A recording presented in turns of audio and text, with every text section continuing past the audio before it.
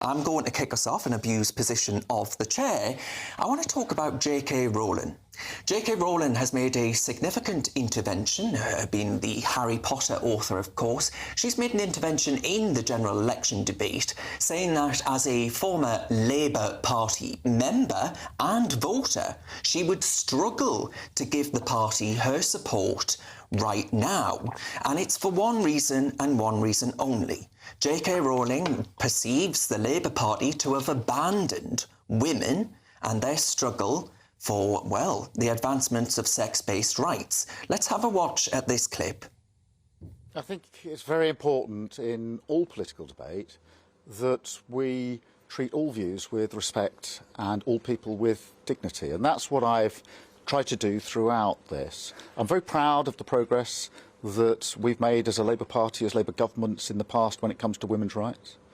I'm conscious that the battle on women's rights is never over. We need to make further progress in this country, and I hope if we're able to win the general election, we will do so.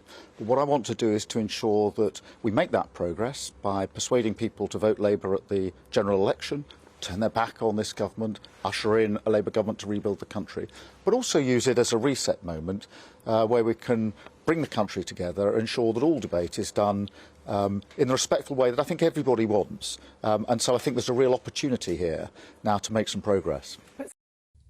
Oh dear, I don't know what someone typed into some AI chatbot to get that response, because I tell you what, I'm absolutely sick of the way in which politicians like Rosie Duffield in the Labour Party have been well and truly thrown under the bus by Sir Keir and prominent members of that particular party. I think it's a damn disgrace, and frankly, I think J.K. Rowling is making some pretty serious and pretty sensible points. Now, Renee, you are the honorary woman on the panel.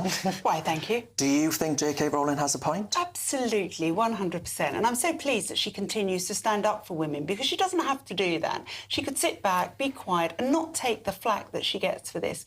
I'm tired of the argument that this affects a tiny number of people. Yes, it is a tiny number of trans people who might go into a single-sex space, who might abuse a woman when they're actually a man. But it doesn't matter. When we've got unisex toilets as a result of that in schools, and young girls are getting assaulted, then it's a massive problem. We have to look at this debate properly, and we should be very, very worried about Labour's stance on this. They have got backbenchers who are going to push them hard to roll back on all of the progress we've made to actually get this put back in the box. And do you think they have been pretty weak, supine, invertebrate, jellyfish?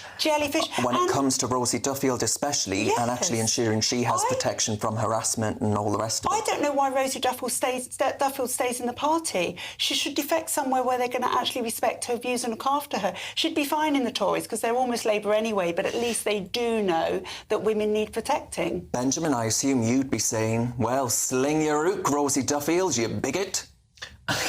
Not a quote.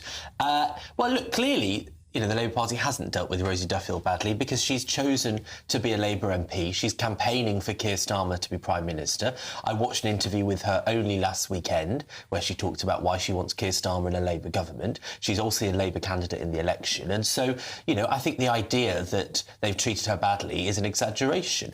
You know, recently a Labour member of the House of Lords made an inappropriate comment and he lost the whip within a couple of hours. Well, that's much better action than you've seen on similar things in the Tory party. And that was Lord Cashman, who said she was frit or lazy for not holding hustings whilst she gets abuse, threats and all the rest of it. Indeed, he lost the whip just hours later, and I think it was a Sunday as well, so clearly they were taking it seriously. But the point is, though, Benjamin, that Sir Keir Starmer on Thursday night during the BBC Question Time debate said that actually there was toxicity around Rosie Duffield's comments that she had made on women being the only ones to have a cervix. Now, it doesn't strike me as an especially toxic thing for someone to argue.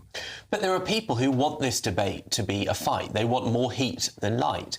And I think Keir Starmer's absolutely right to say that we shouldn't aim for that, because nobody gains from that. You know, for a start, we don't have unisex toilets because of transgender questions. You know, most buildings have unisex toilets because of space issues. That's just not true. Schools have actually, who are completely on board with the transgender ideology have changed their toilets from single-sex spaces into unisex spaces to satisfy that. No, I don't think that's true at all. It's totally I don't think that's true at all. And also, I definitely don't think you should have unisex toilets. I think it's unnecessary in a school, let alone anywhere else. And, you know, I just think it's nonsense to try and claim that schools across the country are forcing boys and girls into the same private loos or changing rooms. Well, it's complete fabrication. Ben, you're a dad. Do you worry about what the Labour Party will do policy-wise on these kinds of topics within schools, for example? I do, and funnily enough, 2 days ago I went to visit my 4-year-old's soon-to-be school. He starts in school in September, and it's a Church of England school. We're not particularly religious, but one thing I am happy about, that because it is a C of E school, I'm hoping, and I understand I'm getting these messages from the teachers that we met and the workers at the school who we met on that occasion 2 days ago, that those children will be protected from this kind of ideology. You know, it is an ideology. I agree with you, Renee. Protected from what? What is it that you think happens? Well, I don't want my child going into a classroom plastered with trans flags, for example. I went into my bank the other day to Barclays. I don't care who you sleep with or whatever you do in your own time. I don't want to go into a bank and see trans flags everywhere. Mate, a flag is not going to hurt you in any way. It's just a flag. I don't want my... It's not just a flag. It's not, is it? It's not just a flag. It has a political meaning to it, but like a flag is not something that's going to endanger or cause any risk to anyone. I completely understand and have a lot of sympathy for the point about women's sports and women's spaces. There's nothing violent about a flag. It's a flag. You know, a business can put up a flag. But we're not talking about the flag. We're talking about the ideology that the flag presents. Let's step back here. What do we actually want here? Because I read J.K. Rowling's piece this morning in the Times. Very well written, very persuasive. I think she makes a lot of important points about women's rights. It's not entirely clear to me, though, what actually Keir Starmer said wrong. So if you actually look at what he said you should treat people with respect and dignity about their views. He said the debate had become toxic. He didn't actually say that Rosie Duffield's comments were toxic. He said the debate had been toxic. But he has said that in the past. Indeed, he has said that in the past, but she's shifted his position. He won't admit this, but he's definitely shifted his position. I think J.K. Rowling's actually won the debate here in a very large sense, including with Keir Starmer, where they're very scared to just do anything. The problem with Keir Starmer is he says that, well, I've listened to what Tony Blair said, and Tony said that men have penises and women have vaginas. So, yeah, I think I'll agree with Tony Blair that I agree with that. It's ridiculous. He moved his position long before Tony Blair's comments. He moved his position a year to 2 years ago, so it's got nothing to do with Tony Blair's recent comments. He basically said, oh, Uncle Tony said it, so it's fine now. Well, he was asked a question, I think, and he gave the answer.